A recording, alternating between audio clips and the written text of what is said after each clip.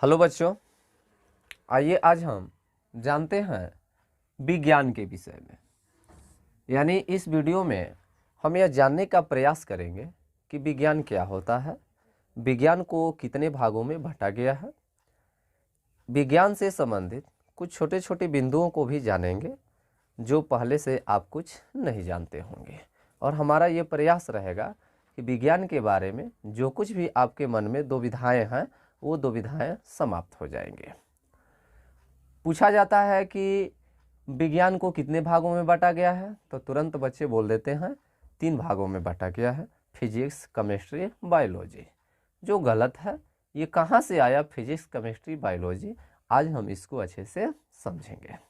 देखिए, विज्ञान यानी हम पहले से पढ़ते आ रहे हैं। पहले से का मतलब 6वीं क्लास ले, 6ठी क्लास से ही हम पढ़ते आ रहे हैं। क्या पढ़ते आ रहे हैं कि एक व्यवस्थित एवं संगठित ज्ञान को विज्ञान कहते हैं। यानी सुव्यवस्थित, सुसंगठित, क्रमबद्ध तरीकों से प्राप्त किए गए ज्ञान को हम क्या कहते हैं? विज्ञान कहते हैं। तो इसमें एक बात आपको देखने को मिल रहा है, विशिष्ट एवं क्रमबद्ध ज्ञान। विशिष्ट एवं क्रमबद्ध ज्ञान, विशिष्ट एवं क्रमबद्ध ज्ञान विज्ञान होता है। तो ये दो गो चीज आपको सामने आया। विज्ञान में हम दो गो चीज देख रहे हैं, एक विज्ञान और दूसरा ज्ञान। विज्ञान और दूसरा ज्ञान, यानी साइंस और नॉलेज। तो साइंस और नॉलेज यानी ज्ञान को विज्ञान कहते हैं, विशिष्ट एवं क्रमबद्ध ज्ञान को विज्ञान कहते हैं। ये पहले से हम लोग पढ़ते आ रहे हैं।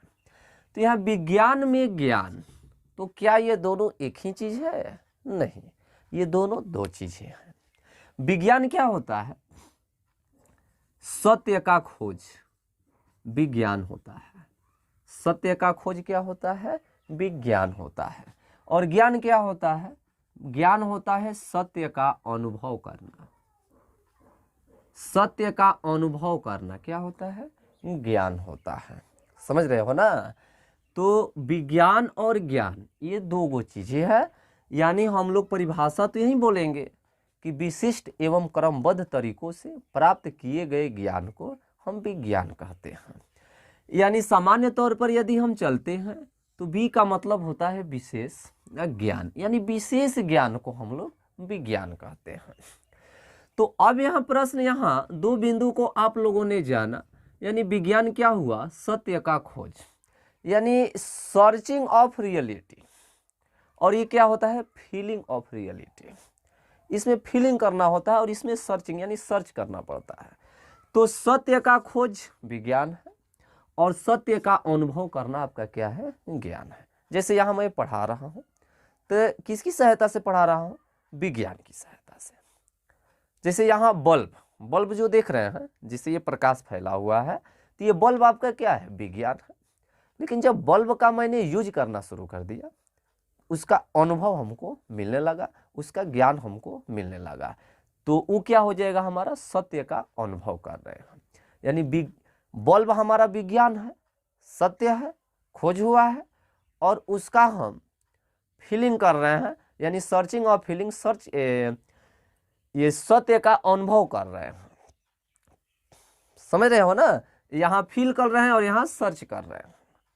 तो बल्ब हमारा विज्ञान हुआ, और जो इसका हम प्रयोग करना शुरू कर दिए, उसे जो कुछ हम सीख रहे हैं वो हमारा क्या है?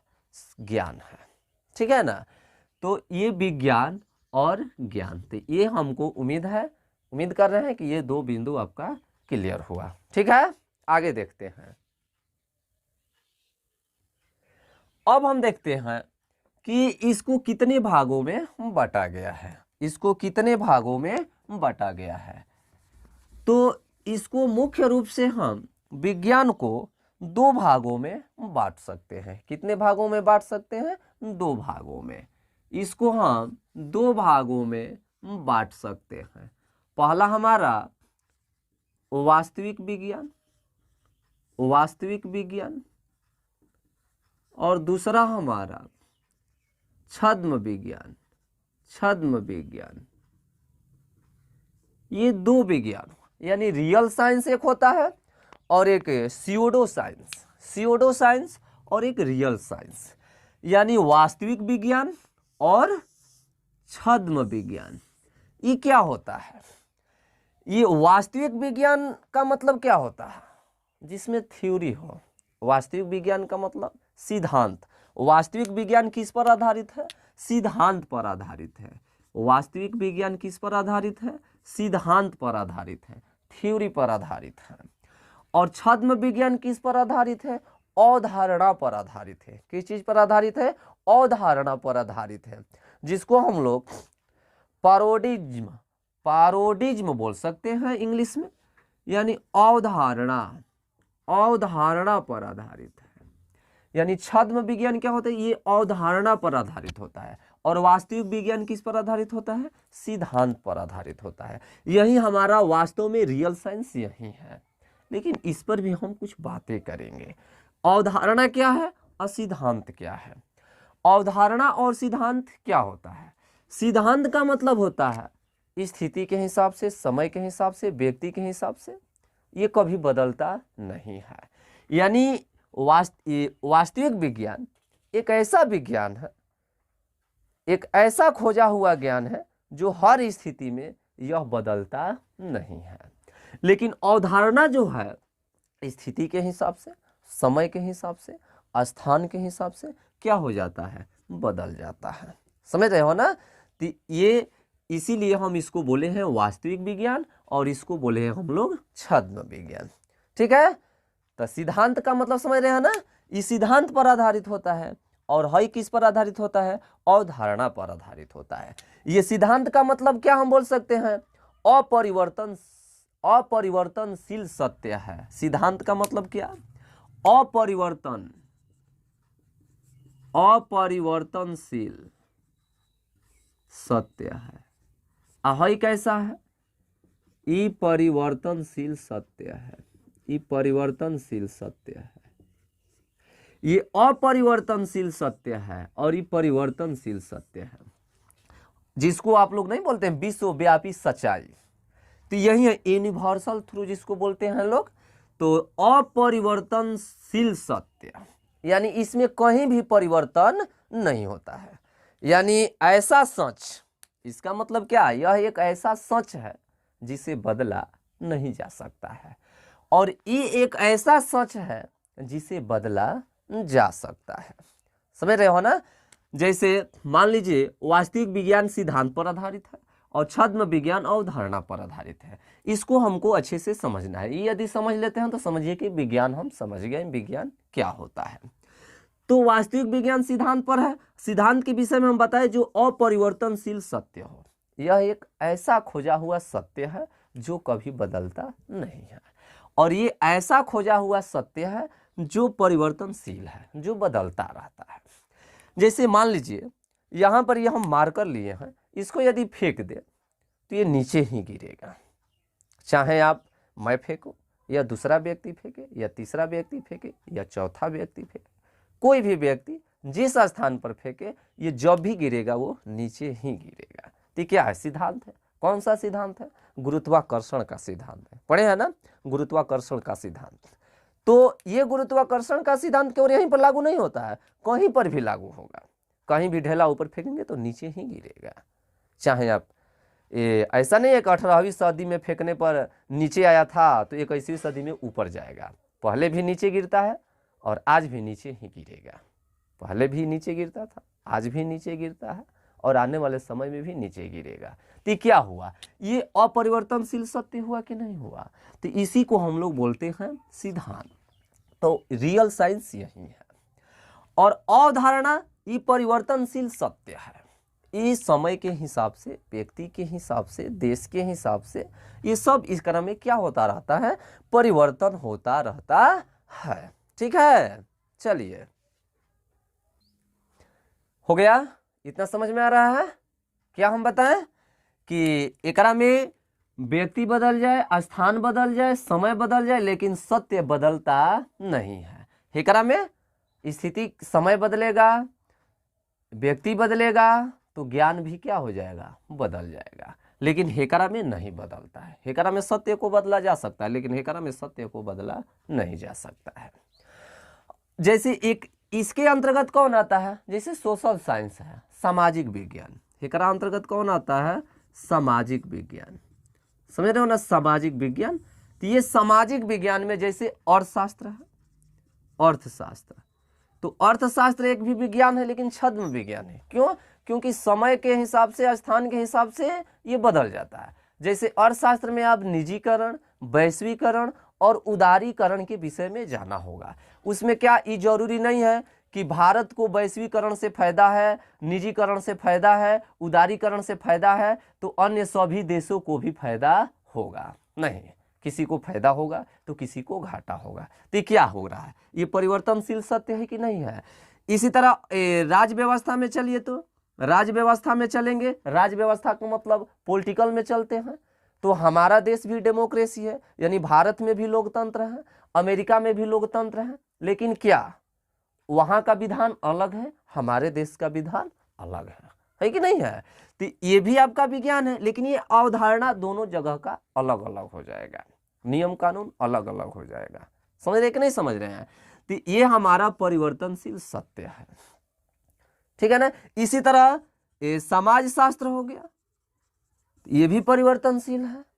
नहीं, इस सब पर समान रूप से लागू नहीं होता है। हर देश के हिसाब से, व्यक्ति के हिसाब से, स्थान के हिसाब से इसमें परिवर्तन देखने को मिलता है, लेकिन हेकरा में परिवर्तन देखने को नहीं मिलता है, ठीक है ना। तो यही है हमारा वास्तविक विज्ञान और छद्म विज्ञान। तो असली हमको समझना है इसके विषय में, यानी रियल साइंस के विषय में। तो रियल साइंस यानी सिद्धांत पर आधारित है, ये विश्वव्यापी सत्यता है, ये हर जगह इस सत्य से नकारा नहीं जा सकता है, ये सत्य बदलने वाला नहीं है, और यही है हमारा वो वास्तविक साइंस। चलिए आगे हम लोग चलते हैं, इसको मिटा देते हैं। अब यहाँ देखिए वास्तविक साइंस यानी रियल साइंस के विषय में यदि अब हम चलते हैं, तो मान लीजिए ये पूरा ब्रह्मांड है। रियल साइंस यानी वास्तविक विज्ञान के विषय में चलते हैं। वास्तविक विज्ञान, इसमें यदि हम चलते हैं तो पूरे ब्रह्मांड को आप कितने भागों में बांट सकते हैं, पूरे ब्रह्मांड को हम दो भागों में बांट सकते हैं, एक लिविंग और दूसरा नॉन लिविंग, यानी एक जीवित और दूसरा अजीवित, एक जीवित और दूसरा अजीवित, यानी ये लिविंग और ये नॉन लिविंग, दो भागों में बांटा जा सकता है।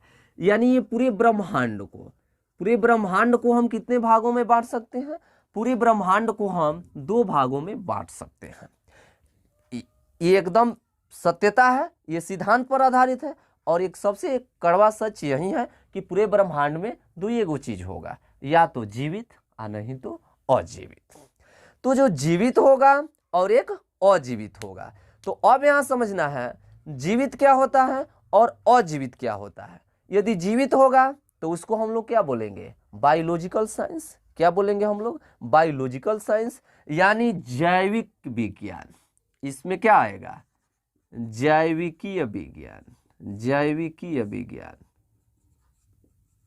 और इसमें क्या आ जाएगा, अजीवित में चलेंगे तो फिजिकल साइंस। क्या आ जाएगा, फिजिकल साइंस। तो इसको हम लोग क्या बोलेंगे, भौतिकीय विज्ञान, भौतिकीय विज्ञान, भौतिकीय विज्ञान। थोड़ा हर्षई दीर्घई में इधर उधर होगा, ठीक है, उस पर हमको विशेष रूप से ध्यान नहीं देना है, बात को समझना है अच्छे से। चलिए, तो जीवित और अजीवित, यानी हम लोग रियल साइंस के विषय में पढ़ रहे हैं, यही साइंस का हमारा असली हिस्सा है, ठीक है। तो एक होता है जीवित और दूसरा होता है अजीवित, यानी लिविंग और नॉन लिविंग।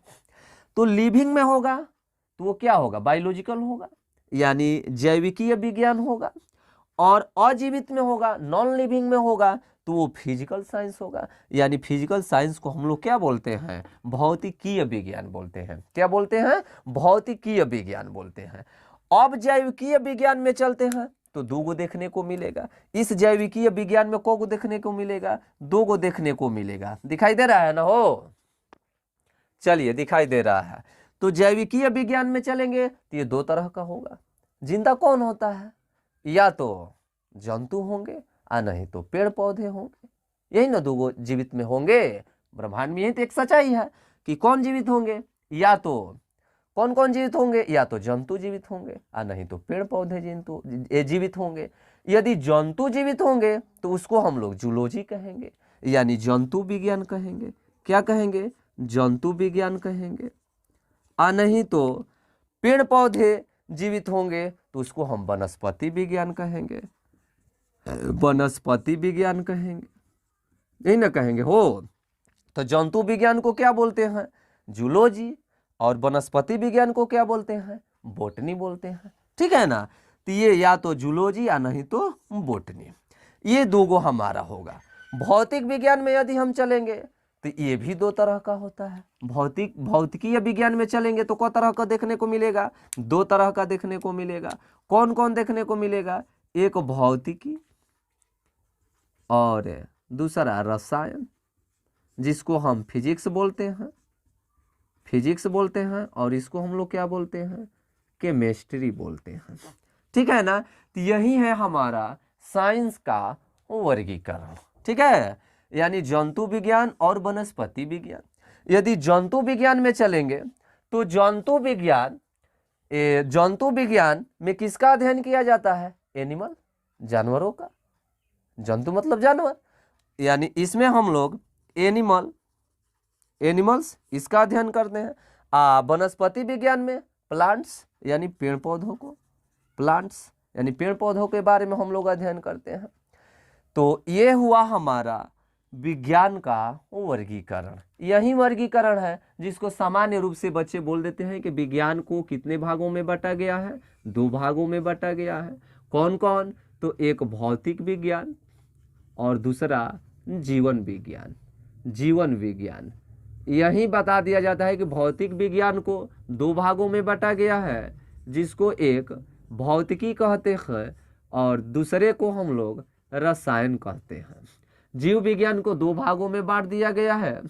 एक प्राणी विज्ञान यानी जंतु विज्ञान जिसको बोलते हैं, जंतु विज्ञान, और दूसरा बांट दिया गया है वनस्पति विज्ञान। तो इसमें भी वही कंडीशन आया है, विज्ञान को 2 भागों में ही बांटा गया है, लेकिन इसको थोड़ा हम लोग बढ़ा चढ़ाकर, यानी बेसिक जो छोटे मोटे जो बिंदु थे, जो वो बिंदु बहुत कम लोग बताते हैं, मैंने उन बिंदुओं को बताने का प्रयास किया। ये हो सकता है कि कुछ बोलने में हमसे भी कुछ त्रुटि हुआ होगा, तो इसके लिए मैं माफ़ी चाहता हूँ। फिर भी मैं उम्मीद करता हूँ कि मैं जो भी बताया वो आपको समझ में ज़रूर आया होगा। ठीक है, धन्यवाद।